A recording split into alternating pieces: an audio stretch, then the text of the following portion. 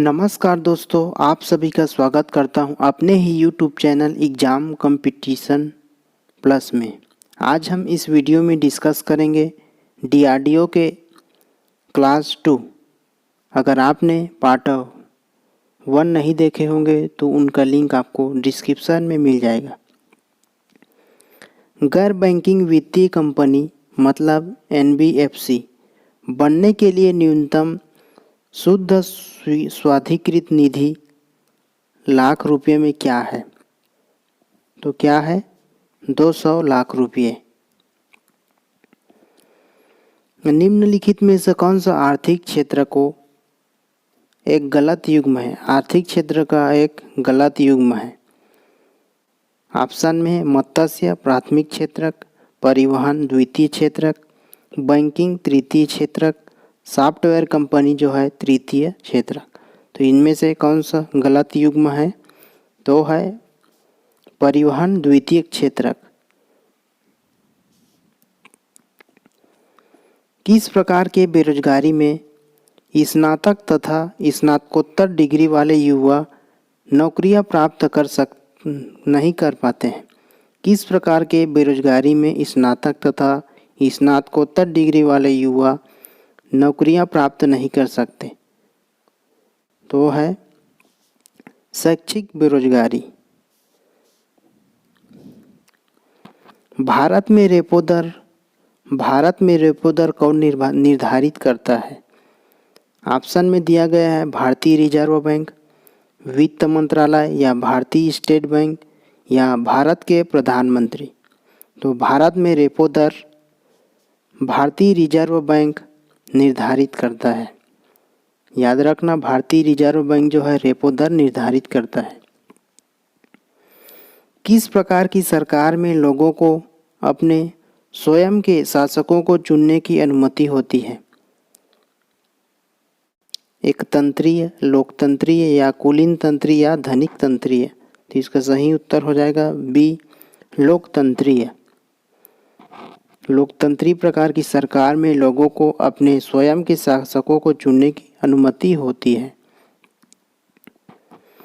भारतीय संविधान के अनुसार किस परिस्थिति के अंतर्गत अभिव्यक्ति की स्वतंत्रता नागरिकों से छीन ली जाती है? कारावास, निषेधाधिकार, खप्तापटल, सेंसरशिप। तो इसका सही उत्तर हो जाएगा सेंसरशिप। इनमें से कौन सा संसद का एक हिस्सा है लेकिन दोनों सदनों में किसी का सदस्य नहीं है? इनमें से कौन सा संसद का एक हिस्सा है लेकिन दोनों सदनों में किसी का सदस्य नहीं है? तो है डी, भारत के राष्ट्रपति। भारतीय संविधान का कौन सा अनुच्छेद संसद को संविधान का संशोधन करने की शक्ति देता है? भारतीय संविधान का कौन सा अनुच्छेद जो है संसद को संविधान का संशोधन करने की शक्ति देता है?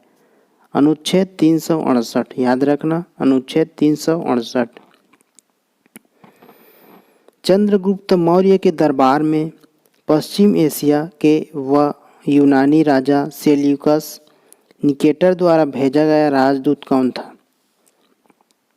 चंद्रगुप्त मौर्य के दरबार में पश्चिम एशिया के यूनानी राजा सेल्यूकस निकेटर द्वारा भेजा गया राजदूत कौन था? तो मेगास्थनीज था। किस सेवानिवृत्त ब्रिटिश अफसर ने भारतीय राष्ट्रीय कांग्रेस की स्थापना में अहम भूमिका निभाई? ए.ओ. ह्यूम ने सेवानिवृत्त ब्रिटिश सरकार अफसर है जिसने भारतीय राष्ट्रीय कांग्रेस की स्थापना में अहम भूमिका निभाई थी। ए.ओ. ह्यूम। भारतीय राष्ट्रीय कांग्रेस के गठन के समय भारत के वायसराय कौन थे? वायसराय कौन थे भारतीय राष्ट्रीय कांग्रेस के गठन के समय? तो थे लॉर्ड डफरिन। किस वर्ष में महात्मा गांधी दक्षिण अफ्रीका से भारत लौट आए थे?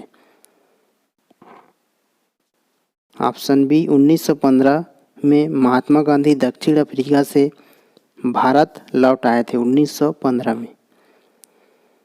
धम्म की शिक्षा देने के लिए अशोक ने किन पदाधिकारियों की नियुक्ति की थी? धम्म की शिक्षा के लिए देने के लिए अशोक ने किन पदाधिकारियों की नियुक्ति की थी? ऑप्शन में है धम्म गुरु, धम्म योगी, धम्म आचार्य या धम्म महामत। इसका सही उत्तर हो जाएगा धम्म महामत। धम्म की शिक्षा देने के लिए अशोक ने धम्म महामत पदाधिकारियों की नियुक्ति की थी। जैन तथा बौद्ध धर्म के समय कितने आश्रमों को मान्यता प्राप्त हुई थी? जैन तथा बौद्ध धर्म के समय कितने आश्रमों को मान्यता प्राप्त हुई थी? तो 8 आश्रमों को मान्यता प्राप्त 4 आश्रमों को मान्यता प्राप्त हुई थी। भारत की मुख्य भूमि 8/4 एन तथा अक्षांशों के बीच फैली हुई है। तो सही उत्तर होगा बी 37.6 उत्तरी। उत्तर पश्चिम में भारत किन 2 देशों के साथ थल सीमा साझा करती है? उत्तर पश्चिम में भारत किन 2 देशों के साथ थल सीमा साझा करता है? ए पाकिस्तान तथा अफगानिस्तान। पाकिस्तान तथा अफगानिस्तान। थाल, भोर तथा पाल घाटियां खाली स्थान दर्रे में हैं। तो है पश्चिम घाटी के दर्रे में, पश्चिम घाटी। निम्नलिखित में से कौन सा हिमालय की नदियों के बारे में सत्य नहीं है? उनमें पूरे वर्ष पानी रहता है, वे केवल वर्षा से पानी प्राप्त करते हैं, वे वर्षा तथा पिघलते बर्फ से पानी प्राप्त करते हैं, उनमें से ज़्यादातर 12 मासी है। तो इसका सही उत्तर हो जाएगा बी, वे केवल वर्षा से पानी प्राप्त करते हैं। तमिलनाडु के तट अपनी कुल वर्षा का एक बड़ा हिस्सा प्राप्त करते हैं। तमिलनाडु के तट अपनी कुल वर्षा का एक बड़ा हिस्सा प्राप्त करते हैं अक्टूबर से नवंबर तक। निम्नलिखित में से कौन सा भारत में सबसे महत्वपूर्ण अभ्रक युक्त पेग्माटाइट संपन्न राज्यों में से एक नहीं है? निम्नलिखित में से कौन सा भारत में सबसे महत्वपूर्ण अभ्रक युक्त पेग्माटाइट संपन्न राज्यों में से एक नहीं है? इसका सही उत्तर हो जाएगा डी, जम्मू तथा कश्मीर। मापन का अर्थ किसी अज्ञात मात्रा की तुलना कुछ निश्चित ज्ञात मात्रा के साथ होता है, जिसे खाली स्थान कहा जाता है। इकाई कहते हैं। मापक का अर्थ जिसका अज्ञात मात्रा की तुलना कुछ निश्चित ज्ञात मात्रा के साथ होता है, जिसे इकाई कहते हैं। सूरज की तरह स्वयं से प्रकाश का उत्सर्जन करने वाले वस्तुएं क्या कहलाती हैं? सूरज की तरह स्वयं से प्रकाश उत्सर्जन करने वाले वस्तुएं क्या कहलाती है? ऑप्शन में है चमकदार वस्तुएं, बी प्रकाशमान वस्तुएं, सी चमकीली वस्तुएं, उज्ज्वल वस्तुएं। सही उत्तर हो जाएगा प्रकाशमान वस्तुएं। सूरज की तरह स्वयं से प्रकाश का उत्सर्जन करने वाली वस्तु जो है प्रकाशमान वस्तुएं कहलाती है। विद्युत सेल की धातु की टोपी आमतौर पर विद्युत सेल का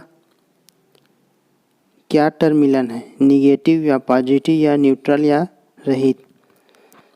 तो पॉजिटिव टर्मिनल है। निम्नलिखित में से कौन सा रोग विषाणुओं के कारण नहीं होता? पोलियो, चेचक, श्लेष्मिक ज्वर, आंत्र ज्वर। तो आंत्र ज्वर जो है विषाणुओं के कारण नहीं होता है। आंत्र ज्वर टाइफाइड। एक इमारत में ईंटें जीवों में खाली सन के समान है, कोशिकाओं के समान है। पदार्थ जो आमतौर पर स्वाद में कड़वे होते हैं तथा छूने पर साबुन से प्रतीत होते हैं क्या कहलाते हैं? पदार्थ जो आमतौर पर स्वाद में कड़वे होते हैं तथा छूने पर साबुन से प्रतीत होते हैं क्या कहलाते हैं? क्षार कहलाते हैं। कुछ समय के लिए खुले में छोड़े गए लोहे के एक टुकड़े पर भूरे रंग की झिल्ली के रूप में अर्जित पदार्थ है। वो क्या है? जंग है। सेल्यूलोज का एक बहुलक है। सेल्यूलोज का एक बहुलक है फ्रक्टोज, गैलेक्टोज, ग्लूकोज, सुक्रोज। सी ग्लूकोज। सेल्यूलोज का बहुलक जो है ग्लूकोज। धुएं तथा कोहरे से बनी वातावरण में मोटी कोहरे की तरह परत क्या कहलाती है? धुंध कहलाती है। धुएं तथा कोहरे से बनी वातावरण में मोटी कोहरे की तरह परत धुंध कहलाती है। एक जलीय पारिस्थितिक तंत्र में संख्या का पिरामिड होता है, सदैव उल्टा हो या सदैव सीधा आंशिक रूप से उल्टा तर्कु रूप। तो उसका सही उत्तर हो जाएगा बी, सदैव सीधा होता है। एक जलीय पारिस्थितिक तंत्र में संख्या का पिरामिड जो है सदैव सीधा होता है।